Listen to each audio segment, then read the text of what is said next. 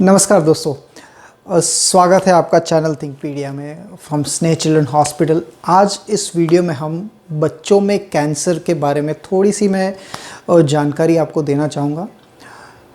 Cancer निदान सुनते ही पूरे परिवार पे एक बहुत बड़ी मुसीबत सी आ जाती है।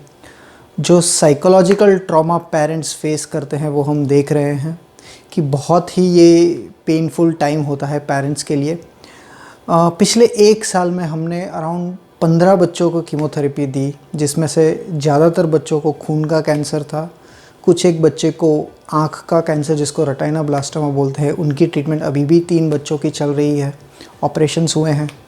और लीवर के कैंसर्स हैं, बोन के कैंसर, कई सारे बच्चों में भी अब कैंसर की बीमारियां निदान हो रही हैं और ट्रीटमेंट हो रहे हैं।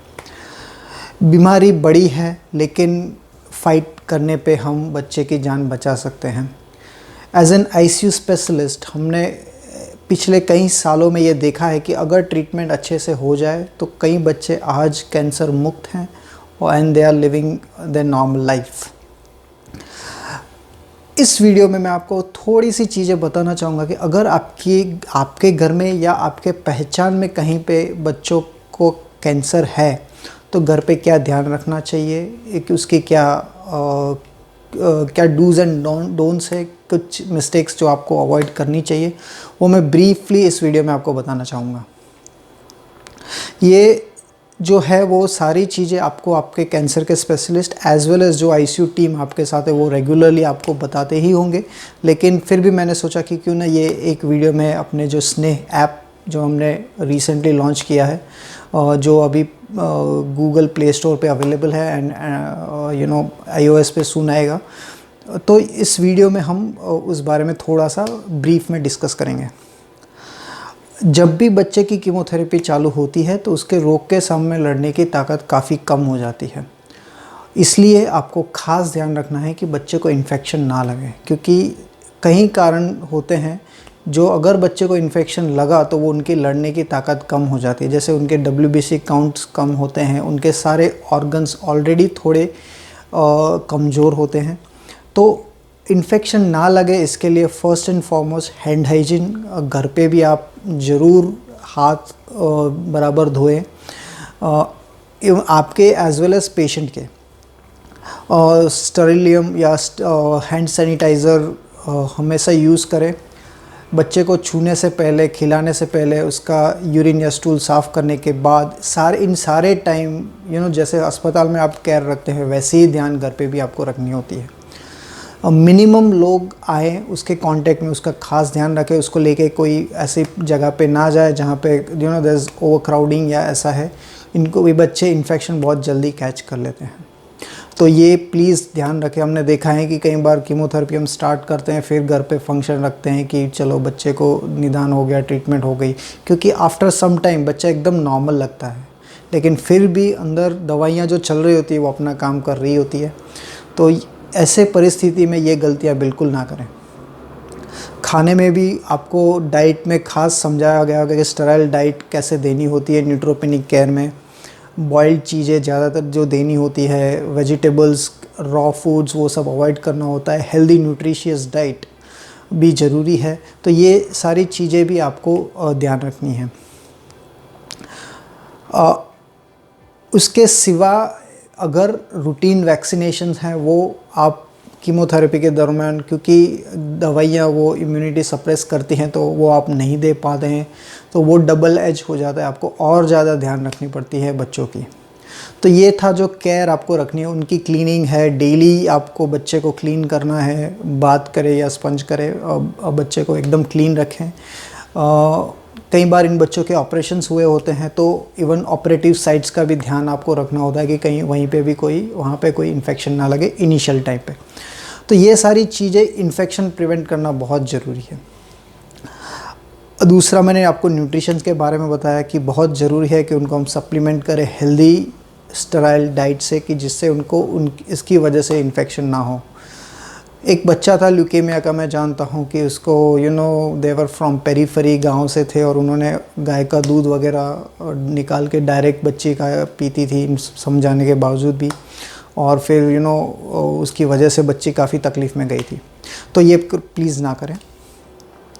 ये था एक इन्फेक्शन पार्ट। दूसरी चीज़ है कि डेंजर साइंस। आप ये कुछ चिन्ह होते हैं, वो अगर बच्चा वो साइंस या सिम्टम्स दिखाता है, आप बिल्कुल इग्नोर ना करें, तुरंत आप अपने डॉक्टर के पास जाएं।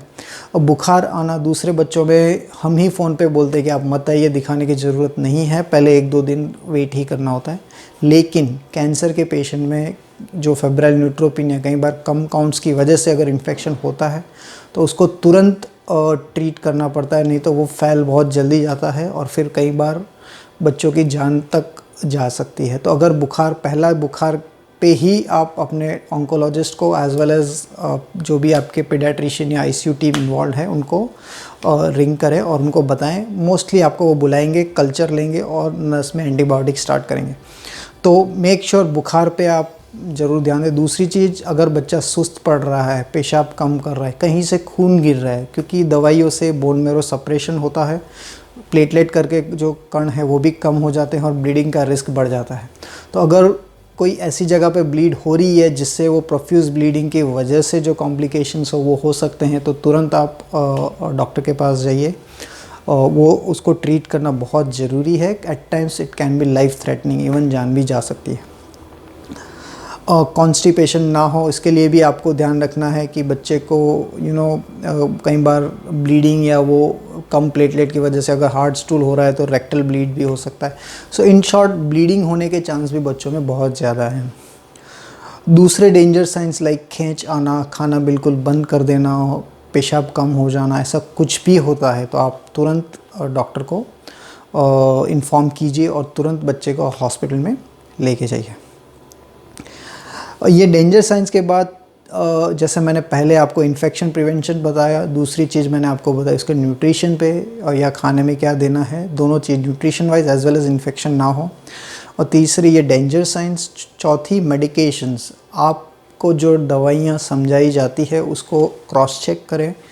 ये दवाइयाँ अगर गलती से डोज थोड़ा भी इधर उधर हो जाता है तो कुछ अवयव पे काफ़ी असर हो जाता है। मुझे याद है एक ल्यूकेमिया का पेशेंट था, अच्छे से समझाने के बावजूद भी एक मिथोट्रेक्सेट करके गोली का समझाया था कि हफ्ते में इतनी बार लेनी है, बट समहाउ वो मिसकम्युनिकेशन पेरेंट्स की साइड से, मदर ने फादर को अच्छे से नहीं बताया और वो रोज़ लेने लगे और बच्चा जब लीवर प्रॉब्लम से एडमिट हुआ तब ये सारी चीज़ें पता हो चली। तो मेक श्योर आप अपने डॉक्टर को अगर 2 बार पूछना पड़े तो पूछ लीजिए, लेकिन एग्जैक्ट डोज कितने दिन देनी है, क्योंकि काफ़ी प्रोटोकॉल्स में काफ़ी चेंजेस होते रहते हैं। कुछ दवाइयाँ कुछ दिन देते हैं, फिर दूसरी ऐड होती है, एक माइनस होती है, कई बार लेवल्स चेक करते हैं हम, कई बार you know many things doctors would do. इसलिए कोई एक चीज़ फिक्स नहीं होती है। कोई एक चीज़ फिक्स नहीं होती है कि जिससे आप कर सके कि ये दवाइयाँ चल रही है।